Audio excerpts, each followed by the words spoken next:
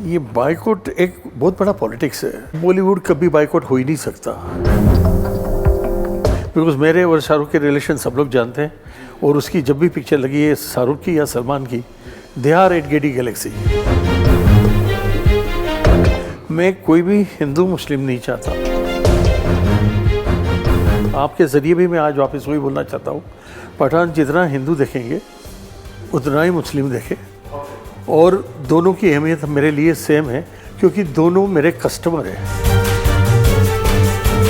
हम सब कुछ भी बोले, अल्टीमेटली पब्लिक यानी जनता जनार्दन है। मेरी सलमान से बीच में बात हुई थी, तो मुझे बोल रहा है मनोज भाई कैसे भी करके थिएटर खाली रखना है। उसको मैं सल्लू बोलता हूँ, और सल्लू तुझे ये बोलना नहीं पड़ेगा, ये क्यों तुझे को आइडिया आया। तो मुझे किसी का नाम नहीं लेना, लेकिन मैंने सुना है कि वापस और भी थिएटरों में तोड़फोड़ हुई है। साउथ की फिल्म हिंदी डबिंग में जो थी वो बड़ी कामयाबी थी। पुष्पा, KGF 1, KGF 2 और RRR। ये सब चीज़ें नहीं होती, एक्टर एक्टर होता है, जाति बाती देखी नहीं जाती। और जो देखते हैं उनसे मेरी नम्र विनती है, मत देखो। फिल्म इंडस्ट्री क्या है? Entertainment, entertainment, entertainment.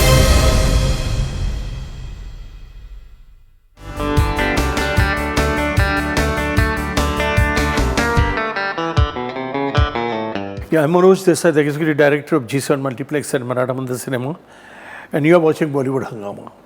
And please watch, they are very sincere. You can understand the question which we've been asked by them. उन्होंने जो मुझे सवाल किए और मैंने जो जवाब दिए हैं, उससे समझना चाहिए कि वो लोग भी काफ़ी होमवर्क करके आते हैं।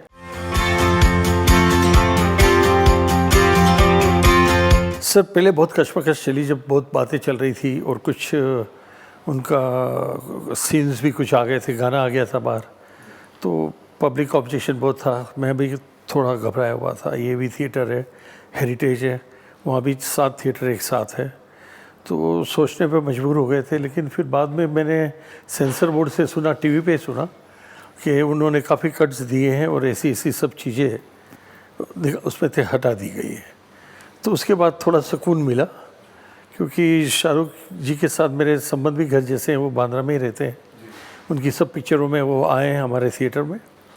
तो फिर मैंने अभी देखे, अभी आगे चल के अभी 23 को है, अभी और टर्म्स एंड कंडीशन क्या उनकी आती है, क्योंकि मैंने ये भी सुना है वो रेट बढ़ाने को बोल रहे हैं। हम लोग उसमें मानते नहीं हैं, हमारे लोएस्ट रेट रहते हैं पूरे महाराष्ट्र में। तो देखेंगे, बात करेंगे। वो विनय चौकसी हमारे थिएटर चला रहा है, तो विनय जी के साथ बात करूंगा, फिर देखें क्या होता है, मैं आपको बता दूंगा। नहीं, एडवांस बुकिंग पे तो कोई असर पड़ा नहीं, क्योंकि अभी शुरू नहीं हुई है। पहले क्या होता था कि 1 महीने पहले सब मल्टीप्लेक्स भी चालू कर देते थे बुकिंग, लेकिन अभी इसकी बुकिंग अभी तक शुरू नहीं हुई है। यानी अभी तक कुछ उस तरह के कि कौन से थिएटर में कैसे कैसे लेंगे, कुछ अभी तक सामने नहीं आया है। तो जैसे पता चलेगा, ऐसे है हमारे वहाँ, वो पक्की बात। रेट बढ़ाने की क्या कर रहे हैं वो भी पक्की बात, लेकिन वो सबके लिए हमारे साथ बैठना पड़ेगा, हमारे साथ मीटिंग करनी पड़ेगी, वो देखेंगे।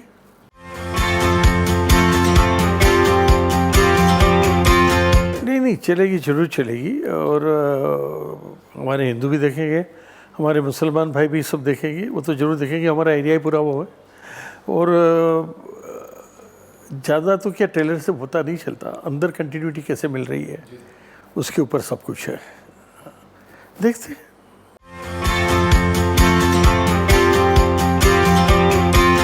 नहीं, मेरे बच्चों को बोल के रखा है, मेरे जितने एग्जीक्यूटिव हैं आपके पीछे खड़े हैं, मैंने सब एग्जीक्यूटिव को बोल के रखा है। वहाँ भी बोला है मैंने एग्जीक्यूटिव को, we should be very careful. Main gate पे बराबर तलाशी होनी चाहिए। अपने को अपने थिएटर में कोई नुकसान नहीं चाहिए। एक प्रिकॉशन हमने ये लिए हुए हैं।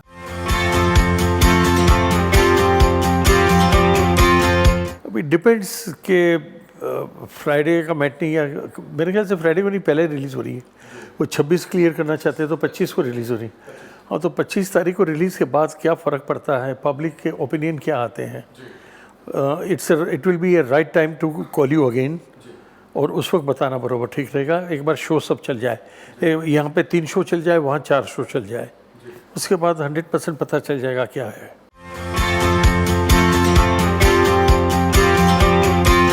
सर सामने अभी पहले पठान है, और पठान मल्टीकास्ट है, दीपिका पादुकोण है, वो जोड़ी पहले भी आई है काफ़ी जगह पे, और मेरे हिसाब से दोनों की जोड़ी कामयाब जोड़ी है और जरूर जानी चाहिए। ठीक, अब मसाला क्या भरा पड़ा है, पब्लिक ऐसा है ना, हम सब कुछ भी बोले, अल्टीमेटली पब्लिक यानी जनता जनार्दन है। मैटनी का फर्स्ट शो छूटने के बाद 1 सेकंड में पता चल जाएगा कि क्या होने वाला है।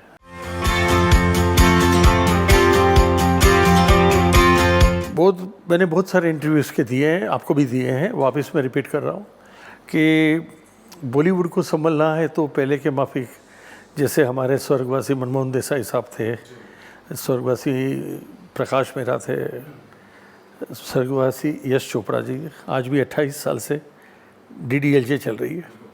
तो ये सब चीज़ें ऐसी ऐसी मुकम्मल फिल्में बनाई थी जिसमें उसका कंटेंट, उसकी स्क्रिप्ट, डायलॉग्स, म्यूज़िक, एडिटिंग, ये सब इकट्ठा होके एक कामयाब फिल्म बनती है। वही कोशिश मैंने खुदा गवाह में की थी, इसलिए मैं खुद काबुल गया था मेरी पिक्चर के लिए। वहाँ हालांकि बहुत जोखम था, 200 का स्टाफ लेके गया था, लेकिन उस वक्त, अभी इसमें क्या है, इट डिपेंड्स, अभी अकेले मुझे किसी का नाम नहीं लेना, लेकिन मैंने सुना है कि वापस और भी थिएटरों में तोड़फोड़ हुई है, और कोई और स्टेट में, गुजरात में तो हुई थी, कोई और स्टेट में भी हुआ है, तो TV पे देख रहा था मैं। तो मैं ये नहीं चाहता कि हमारे कोई थिएटर को नुकसान हो, पहले से सब कुछ ठीक हो जाए बस। और जिस एक्शन पे जो उसका टीज़र देखा, ट्रेलर देखा, उससे ऐसा लग रहा है कि now it will B okay and this film will do a very good business. मेरे वहाँ भी इंक्वायरी काफ़ी आ रहे हैं, मेरे एग्जीक्यूटिव मनोज पांडे, गुरव साहब ये बता रहे थे मुझे कि काफ़ी बार इंक्वायरी बहुत है, कब बुकिंग होगा, कब बुकिंग होगा। Let's see, let's hope something good. Bollywood चलना चाहिए कैसे भी करके। आज तक मैं ये देखते आया हूँ, जो आपका सवाल था उसका जवाब दे रहा हूँ कि बॉलीवुड की बस काफ़ी फिल्म 2022 में मुसीबत में आ गई थी, और हम लोग ने साउथ की फिल्म हिंदी डबिंग में जो थी वो बड़ी कामयाब गई थी। पुष्पा, KGF 1, KGF 2 और RRR को तो कितने प्राइज़ भी मिले हैं।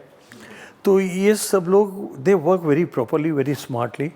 अभी वो प्रोड्यूसर हमारे वहाँ रहे नहीं है, वो जो रहे हैं वो एक पिक्चर बना के फेंक देते हैं डिस्ट्रीब्यूटर को, डिस्ट्रीब्यूटर हमें दे देते हैं एडवांस लेके, अल्टीमेटली मरना हमें होता है। तो देखते हैं, लेट्स सी कि 2023 कैसा जाता है। बॉलीवुड के लिए अच्छा जाना चाहिए, और उसी हिसाब से मैं ये बोलना चाहता हूँ कि पठान चलनी चाहिए ज़बरदस्त, और ज़बरदस्त जाएगी तो बॉलीवुड का कमबैक होगा।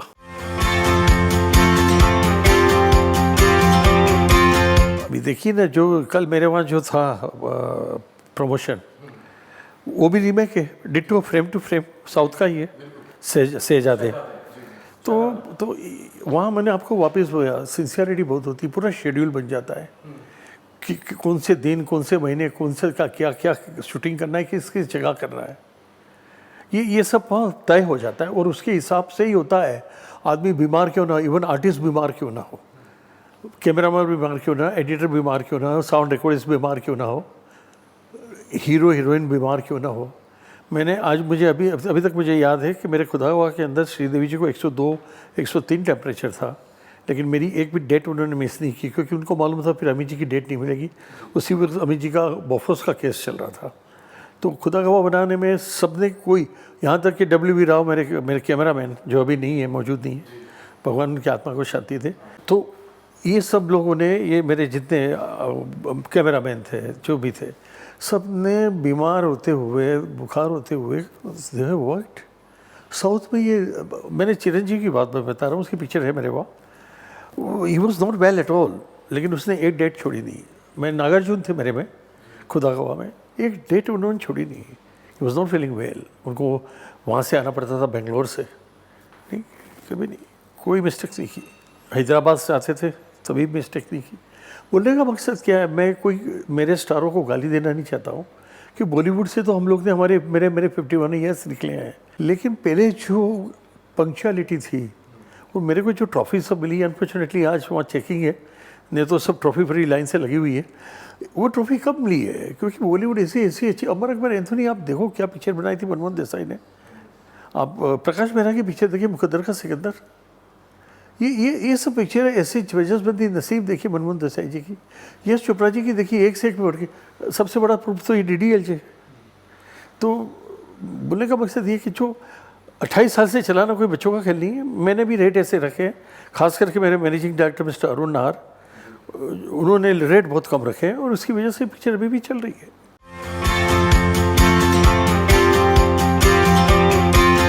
ये बाइकआउट एक बहुत बड़ा पॉलिटिक्स है जो खेला जा रहा है, और मैं ये पॉलिटिक्स में मानता नहीं हूँ। आपके ज़रिए, आपके इंटरव्यू के ज़रिए मैं जनता से कहना चाहता हूँ कि अगर सब कुछ क्लियर मिलता है तो आप ज़रूर बॉलीवुड के बड़े स्क्रीन पे देखने आइए। हमारे पास 70 mm स्क्रीन यहाँ है, गेटी में है, गैलेक्सी में है, सब जगह पे है। तो मैं ये चाहता हूँ, जहाँ तक मैं बाकी सबका नहीं बोल सकता, मेरे थिएटरों का बोल सकता हूँ कि मैं ये चाहता हूँ, वो हिसाब से मैं ये सोच रहा हूँ कि Bollywood should come with the flying colours, यानी 5-6 पिक्चर पठान जैसी आ जानी चाहिए और ज़बरदस्त जानी चाहिए। आजकल 25वीं की तो बात नहीं रही, OTT प्लेटफॉर्म पे चली जाती है पिक्चर, लेकिन एटलीस्ट 15 वीक चले, 10-15 वीक चल जाए, एक अच्छा कलेक्शन दे दे तो बॉलीवुड का कमबैक होगा। नहीं तो आप इस वही मद्रास पे लगे रहो। मैंने तो मेरे गेटी गैलेक्सी में उड़िया फिल्म लगाई है और उड़िया फिल्म हाउसफुल गई है। खंतारा मेरे वहाँ मैंने सोचा नहीं था, एक सजेशन आया था खंतारा से, साहब कोई थिएटर दे नहीं रहा है, मैं आ जाओ, अपने पास 6 थिएटर है, और मैंने सपने में नहीं सोचा था इस तरह कांस्टेंट हाउसफुल जाएगी, और अभी तक चल रही है। इवन ये फ्राइडे को है खंतारा मेरे पास।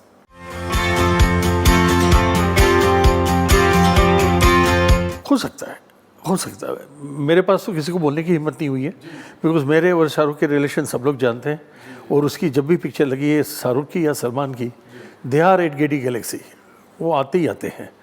तो लेकिन हो सकता है प्रोपेगेंडा हो, जो भी हो, मैं कोई भी हिंदू मुस्लिम नहीं चाहता। आपके ज़रिए भी मैं आज वापस वही बोलना चाहता हूँ, पठान जितना हिंदू देखेंगे उतना ही मुस्लिम देखे, और दोनों की अहमियत मेरे लिए सेम है, क्योंकि दोनों मेरे कस्टमर हैं। I have to salute them. तो मुझे वो हिंदू मुस्लिम वाली बात आती नहीं है, वो मैं करता भी नहीं हूँ।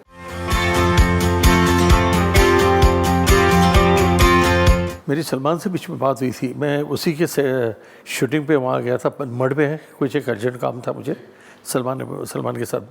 तो उसने बोला कि मनोज भाई मैं भी कोशिश कर रहा हूँ मैक्सिमम देने की, क्योंकि मैं क्राउड 2000 का क्राउड था शूटिंग के अंदर, बहुत बड़ा सेट लगा हुआ था। तो मुझे बोल रहा है मनोज भाई कैसे भी करके थिएटर खाली रखना है। बोले ये बोलना नहीं पड़ेगा, उसको मैं सल्लू बोलता हूँ, वो सल्लू तुझे ये बोलना नहीं पड़ेगा, ये क्यों तेरे को आइडिया आया। नहीं कंपटीशन में दूसरे सब भी हैं, I want to be sure. तो मराठा मंदिर भी रहना चाहिए और गेटी गैलेक्सी भी रहना चाहिए।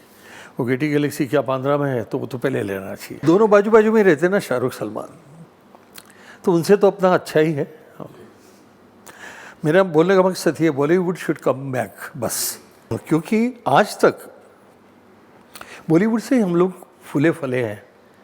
उस वक्त कोई मद्रास से फिल्म इतनी नहीं आती थी डब, अब ये शुरू हो गया है। तो कब हुआ शुरू, जब हम लोग ठीक नहीं कर पा रहे हैं।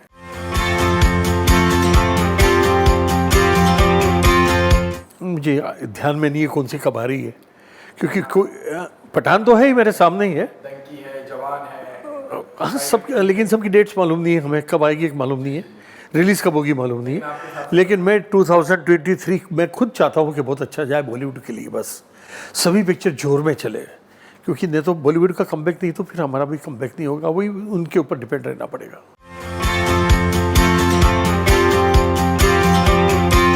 बहुत स्ट्रॉन्ग हो रहा है OTT, बहुत स्ट्रॉन्ग हो रहा है। हमको सबसे बड़ा कंपटीशन वो आ गया है, और मेरे खुद के घर में मैंने OTT लिया हुआ है, इसलिए लिया हुआ है कि मैं जानूं कि मेरे साथ कंपटीशन क्या है।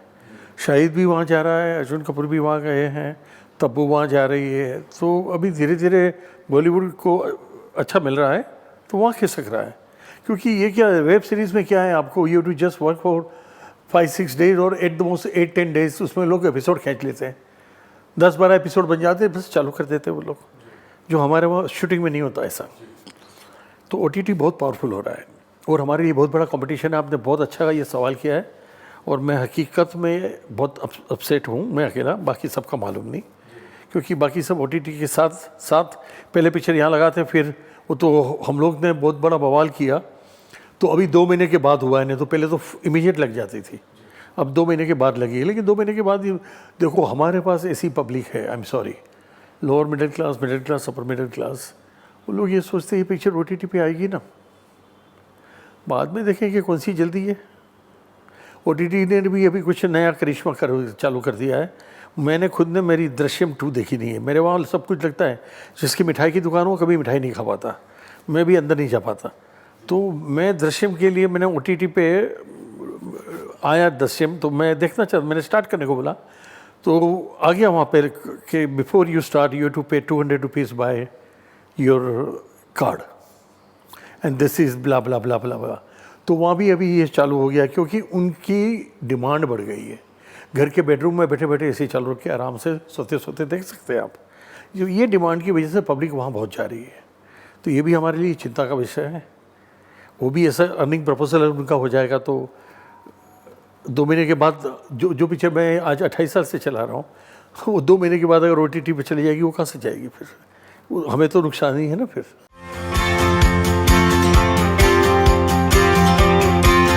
मैं अकेला बोलूँ उससे फ़र्क नहीं पड़ने वाला। जो पिक्चर में काम करता है, ऐसे सेलिब्रिटी जैसे अमिताभ बच्चन जी है, वो सबको मिलके एक्चुअली OTT प्लेटफॉर्म के लिए या किसी भी कंपटीशन के लिए बोलना चाहिए कि आप बड़े स्क्रीन पे जाके बड़े पर्दे पे देखो।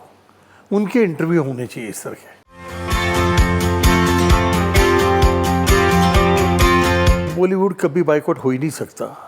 हमारे में इतनी हिम्मत नहीं है कि हम साउथ की कितनी पिक्चर लेंगे। बोनी कपूर को देखो, मैंने खुद फ़ोन किया, ही वॉज इन चेन्नई, भाई आपकी पिक्चर आ रही है, आप इसको हिंदी में डब करना। बोले नहीं मनोज भाई, मैं एज इट इज़ रखूँगा, मैं डब नहीं करने वाला। और उसकी वो पिक्चर ज़बरदस्त जा रही है, बहुत ज़बरदस्त। अभी चेंबूर में उन्होंने किया, सुबह 3 बजे का शो था, फिर 6 बजे का शो था, दोनों फुल थे, वो बहुत ज़बरदस्त जा रही। बोलने का मकसद ये बाइकआउट बॉलीवुड वाली चीज़ होनी ही नहीं चाहिए। बरसों से बॉलीवुड चल रहा है, साइलेंट फिल्म से अभी तक, आ से आवारा तक, राज कपूर से मनोज कुमार तक, मनोज कुमार से राजेश खन्ना तक, कहाँ को क्या क्या पिक्चरें थी, आराधना से लेके दाग से लेके मेरे दिल में आज क्या है तो बता दो। ये सब चीज़ें बॉलीवुड में वापस आनी चाहिए। हमारा म्यूज़िक कहाँ है?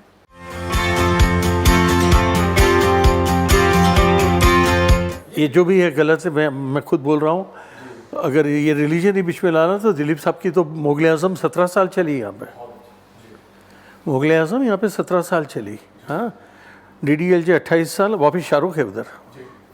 तो ये सब चीज़ें नहीं होती, एक्टर होता है, जाति बाती देखी नहीं जाती। और जो देखते हैं उनसे मेरी नम्र विनंती है, मत देखो, इट्स एन एंटरटेनमेंट। वो एक पिक्चर आई थी विद्या बालन जी की, उन्होंने बोला था फिल्म इंडस्ट्री क्या है, एंटरटेनमेंट एंटरटेनमेंट एंटरटेनमेंट। वही देखो, कौन मुस्लिम काम कर रहा है, कौन हिंदू काम कर रहा है, वो सब कभी सोचो मत। आप 2 घंटा, 2.5 घंटा, 3 घंटा अपने दिमाग को फ्रेश करने जाते हैं ना, उसमें ये सब कंपैरिजन मत करो। और ये करना भी नहीं चाहिए, किसी को भी नहीं करना चाहिए। बुरा ना लगे किसी को भी, नहीं तो क्या वापस थिएटर में ऊँचा आ जाएगा। मैं ये कॉमन बोल रहा हूँ, मैं किसी भी साइड नहीं, मैं दोनों साइड हूँ। मैं हिंदू भी साइड हूँ, मुसलमानों की साइड हूँ, क्योंकि दोनों कौम, अरे भाई हिंदू मुसलमान क्यों, क्रिश्चियन भी है, पंजाबी भी है, मराठी भी है। आज मराठी रितेश देशमुख की क्या जा रही है, क्या दब के जा रही है। मैंने यहाँ भी ली है, लास्ट शो यहाँ चल रहा है, बहुत अच्छा जा रहा है। बोलने का मतलब ये, you respect all religion films and don't compare any films with the cast.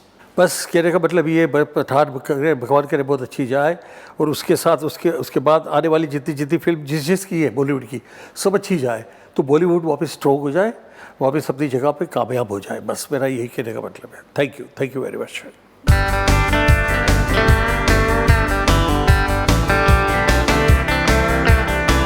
Yeah, I'm Manoj Desai, the Executive Director of G7 Multiplex and Maratha Mandir Cinema, and you are watching Bollywood Hungama. And please watch, they are very sincere. You can understand the question which we've been asked by them.